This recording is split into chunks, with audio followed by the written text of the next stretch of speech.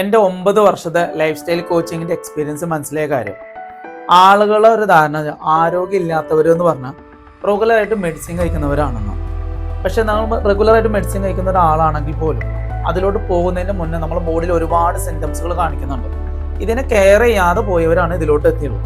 ഞാൻ പറഞ്ഞ സിംറ്റംസുകൾ നിങ്ങൾക്കുണ്ടോ എന്ന് ജസ്റ്റ് ഒന്ന് ചെക്ക് ചെയ്ത് നോക്കിയാൽ ബോഡി ടയർഡ്നെസ് അനുഭവപ്പെടാം. രാവിലെ എണീക്കുന്ന സമയത്ത് തന്നെ വീണ്ടും ടയർഡ് ആവുക, പകൽ സമയത്ത് ബോഡി ടയർഡ് ആവുക, അതുപോലെ ഗ്യാസിൻ്റെ പ്രോബ്ലം, അസിഡിറ്റി, ജോയിൻറ്റുകളൊക്കെ സ്ഥിരമായിട്ടുള്ള വേദനകൾ, തലവേദന, തലകറക്കം, രാത്രി ഉറങ്ങാൻ കിടന്നു കഴിഞ്ഞാൽ വളരെ ഡിസ്റ്റർബൻസ്, ഉറക്കം കിട്ടാൻ വളരെയധികം ബുദ്ധിമുട്ട്.